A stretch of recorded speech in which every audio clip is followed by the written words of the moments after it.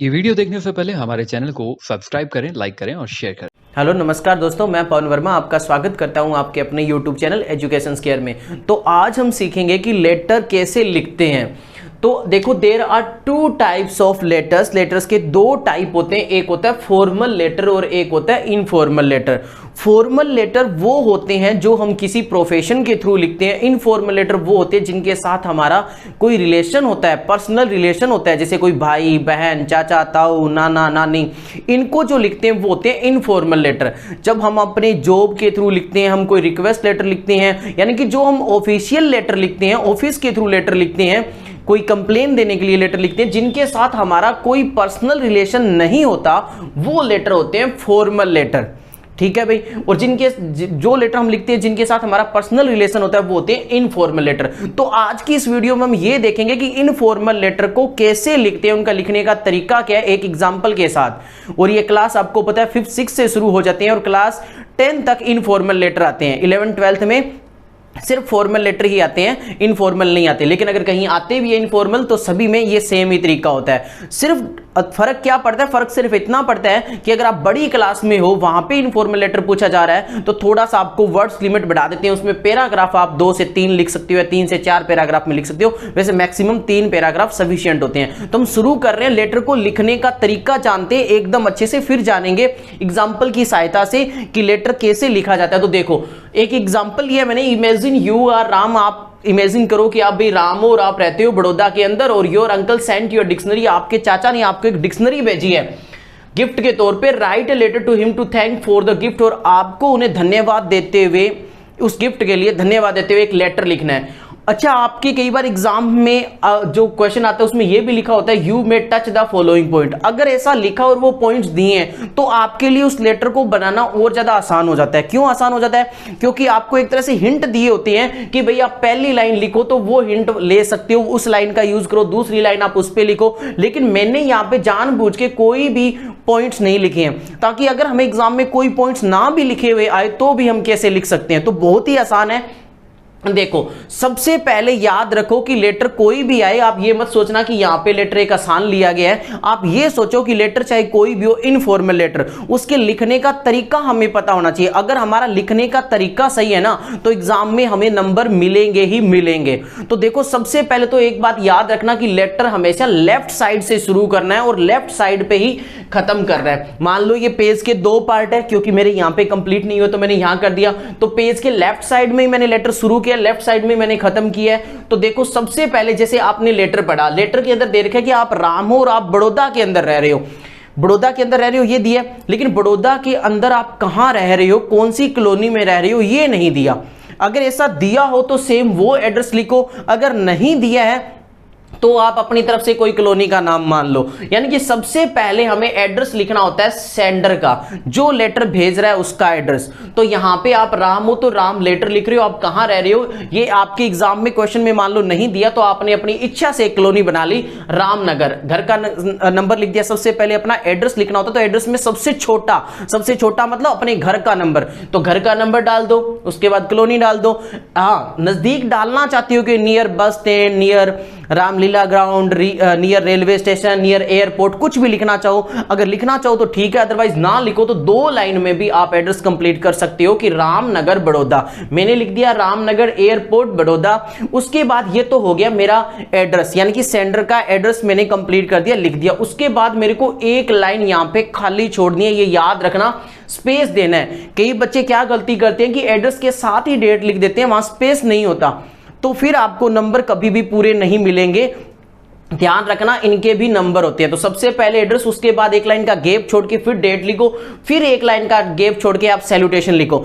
Salutation में अगर मान लो आप अंकल को लिख रहे हो तो माय डियर अंकल, आप पापा को लिख रहे हो तो माय डियर फादर। देखो, जिन भी बड़ों को जब हम लेटर लिखते हैं तो उनको, आपको पता है, हम नाम से नहीं बुलाते। हमारे इंडियन कल्चर में आप ये मान के चलो, हम जो हमसे बड़े होते हैं उनको नाम से नहीं बुलाते, उनके साथ जो रिश्ता है उससे बुलाते हैं। इसीलिए हम यहाँ पे नाम नहीं लिखते। अगर अंकल को लिख रहे हैं तो माय डियर अंकल, पापा को लिख रहे हैं तो माय डियर फादर, सिस्टर, बड़े जो भी चीज लिख रहे हैं, मान लो आंटी को लिख रहे हैं तो माय डियर आंटी, ठीक है, उनको आंट लिख सकते हैं। लेकिन जैसे ही आप अपने फ्रेंड के लिख रहे हो, आप अपने भाई को लिख रहे हो, छोटे भाई बहन को लिख रहे हो, तो आप उनका नाम लिखोगे। अगर मान लो मैं यही लेटर लिखता अपने फ्रेंड को, तो मेरे फ्रेंड का नाम मान लो राहुल है, तो मैं लिखता my dear Rahul, my dear Ajay. क्यों? क्योंकि हम फ्रेंड को नाम से बुला सकते हैं। तो ये चीज आपको समझ में आ गई होगी सैल्यूटेशन कैसे लिखते हैं। उसके बाद एक लाइन का आप गैप छोड़ दो यहां पर।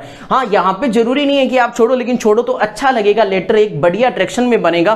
तो आपने एक लाइन छोड़ दी। उसके बाद हम स्टार्ट कहां से करेंगे कि जब भी कोई नॉर्मल लेटर हो, अगर वो लेटर सिंपैथी का लेटर नहीं है, यानी कि जिसमें आप सांत्वना दे रहे हो अपने फ्रेंड का, ऐसा लेटर नहीं है, तो आप लेटर की शुरुआत यहां से कर सकते हो कि I am well and happier, मैं यहां पे खुश बढ़िया हूं। I hope you to be same there, आप भी वहां पे अच्छे हो। जैसे भी हम आजकल फोन अटेंड करते हैं, तो देखो फोन आता है किसी का भी, मान लो कई दिनों बाद, तो हम ऐसे ही करते हैं ना, उसको नमस्ते, उनको नमस्ते वगैरह बोल के हम बोलते हैं कि भी हम तो यहाँ पे बढ़िया हैं, आप बताओ कैसे हो। तो सेम लेटर में भी हम ऐसे ही करेंगे। सबसे पहले हम उनका हालचाल पूछ लेंगे, उसके बाद हम जो बात बतानी है वो शुरू कर देंगे। तो बात बतानी हमने शुरू कर दी कि thanks a lot for sending dictionary as my birthday gift, की बहुत बहुत धन्यवाद आपको कि आपने मुझे बर्थडे गिफ्ट के तौर पे डिक्शनरी भेजी। अब आके देखो, I celebrated my birthday by lighting 15 candle sticks, कि मैंने मेरा बर्थडे सेलिब्रेट किया। यहां पे देखने वाली बात यह है कि मैंने आई सेलिब्रेटेड किया। आई सेलिब्रेट क्यों नहीं किया? क्योंकि बात किसकी होगी? है पास्ट की बात होगी। मैं मेरा बर्थडे बना चुका हूं, जो राम है वो अपना बर्थडे बना चुका है, उसके बाद वो लेटर लिख रहा है अपने अंकल को कि भाई आपने ये भेजा, तो ये पास्ट की बात होगी। तो जिस की बात हो रही है लेटर में, बस वैसी आप टेंस यूज करो। पास्ट की है तो वर्ब की सेकंड फॉर्म यूज कर दो बस। बाकी इसमें यह भी कोई लोचा नहीं है। अगर आप मान लो इसके अंदर आप गलती कर रहे हो, यहां पे जो हमारे कम्युनिकेशन का पार्ट होता है, इसको हम कम्युनिकेशन बोलते हैं, अगर ये वाले पार्ट में आप टेंस से रिलेटेड मिस्टेक करते हो तो मैक्सिमम 1 नंबर एग्जाम में कट सकता है। और अगर टेंस से रिलेटेड नहीं मिस्टेक कर रहे हो तो बहुत ही अच्छी बात है। तो यहां पे लिख दिया कि भी मैंने मेरा बर्थडे सेलिब्रेट किया 15 कैंडल जला के।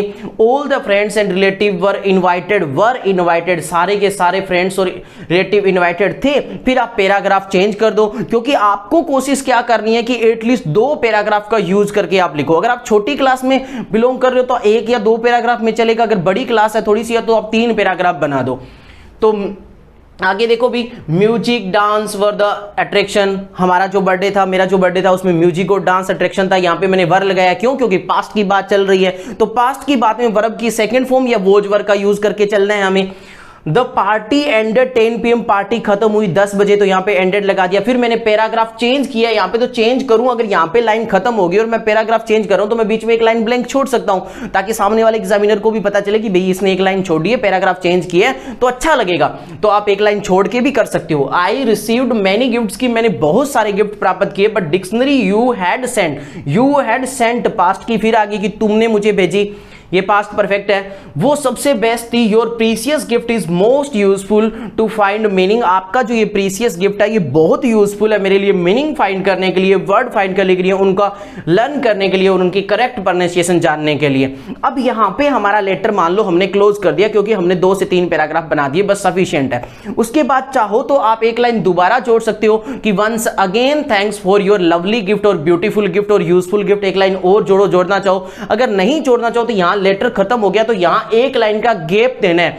क्यों गैप देना है? क्योंकि आगे हमें यह लिखना है with best regard to aunt and love to, क्योंकि ये हमें जब हमारा लेटर खत्म हो जाता है तो हमें क्या देना होता है, अच्छे से हम उसे, हम जो जिनको भी लेटर लिख रहे हैं उनके बारे में अच्छे से हम बोलें कि भाई जो चाचा को लिख रहे हैं तो हम बोलेंगे कि चाची को मेरी तरफ से प्रणाम देना, आदर कहना, उनको मेरी तरफ से प्रणाम कहना और मेरा प्यार देना। जो छोटी बहन छोटा भाई है उसको, हम फोन पे बात करते हैं तो भी तो ऐसे ही करते हैं ना। अगर हम चाचा से बात करें तो हम बोलते हैं कि चाची जी को मेरा नमस्ते बोलना, राम राम कहना, भाई को मेरा प्यार देना। तो सेम वैसे ही अंतिम में हम इसको बोलते हैं कोर्टियस एंडिंग करेंगे, हम एक तरह से बढ़िया एंडिंग करेंगे हम पूरा सम्मान देके। तो हम क्या लिखेंगे? With best regard to aunt. क्यों लिखा है आंट? क्योंकि हम अंकल को लिख रहे हैं। अगर मान लो हम अपने फ्रेंड को लिखते लेटर तो हम क्या लिखते? फिर हम लिख देते with best regard to your mother and father.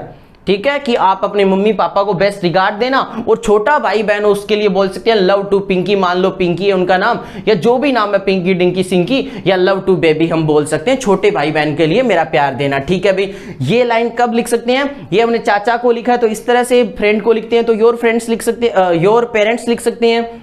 और नीचे अब हम चाचा की तरफ से लिख रहे हैं, अगर चाचा की तरफ से आप एक लड़की हो तो क्या लिखोगे, योर लविंग नीस, और अगर आप लड़की हो तो योर लविंग नेफ्यू। वैसे ही अगर आप फादर को लिख रहे हो तो आप योर लविंग सन बन जाओगे, और आप अगर बेटी हो उनकी तो योर लविंग डॉटर, और अगर आप फ्रेंड को लिखते हो तो योर सिंसियरली। बस फ्रेंड को लिखते हो तो यहां पे क्या लिख दोगे, नाम लिख दोगे। क्या नाम लिखोगे, यहां पे जैसे माय डियर अंकल है तो यहां पे क्या लिखोगे, माय डियर सोहन मोहन, जो भी आपके फ्रेंड का नाम है, और अंतिम में आप अपना नाम दे दोगे, यानी कि सिग्नेचर कर दोगे। तो अपने इस लेटर में राम बनना है हमें, तो राम। ठीक है भाई। अच्छा, लेटर में जो नाम दिया आप सबको पता होगा कि लेटर में जो नाम दे रखा हो हमें वही बनना है। ठीक है भाई। कई बार लड़के में छोटी क्लास में बोलते हैं कि क्यों सर मैं ऐसे क्यों बनूं, राम क्यों बनूं, क्योंकि मैं तो एक लड़की हूं, या सीता लिखा तो मैं सीता क्यों बनूं, मैं तो एक लड़का हूं। तो ऐसा कुछ नहीं करना, हमें जो नाम दिया है वो लिखना है, और ये इसका एक मैनर है। अगर आप ऐसे लेटर लिखते हो तो आपके कोई भी नंबर नहीं कटेंगे। मैं आपको बता दूं कि लेटर के अंदर नंबर डिवाइड होते हैं। ऐसे नहीं है कि आपने ये कम्युनिकेशन मान लो सारा गलत कर दिया, लेकिन आपका ये तरीका सही है, अंतिम में ये एंडिंग सही करिए तो आपको नंबर मिलेंगे। कम्युनिकेशन के 2 से 3 नंबर होते हैं मैक्सिमम, वो अकॉर्डिंग टू जितने का अपना लेटर आ रहा है क्लास में उसके अकॉर्डिंग होता है। अगर उसमें 10 से लेटर मिस्टेक कर रहे हो तो 1 नंबर कट जाएगा बस। तो आपको ध्यान देना है कि कैसे लिखना है। लेफ्ट साइड में शुरू करना है, सबसे पहले हमारा एड्रेस, फिर उसके बाद डेट देनी है, फिर उसके बाद लाइन को लीव करना है, फिर जिनको हम लिख रहे हैं वो सैल्यूटेशन लिखना है, फिर हमारा कम्युनिकेशन स्टार्ट हो जाएगा। अगर यहाँ पे लाइनें दे रखी है तो उनको हम टच करके लिख देंगे, मतलब उनको उनकी हेल्प लेके, अदरवाइज हम इस तरह से लेटर को कंप्लीट करेंगे। तो आई होप आपको इनफॉर्मल लेटर लिखते कैसे हैं अच्छे से पता चल गया होगा। और अब हम मिलते हैं नई वीडियो में जिसमें हम जानेंगे कि फॉर्मल लेटर को लिखने का तरीका क्या होता है। ठीक है भी दोस्तों, मिलते हैं न्यू वीडियो में। Thank you so much.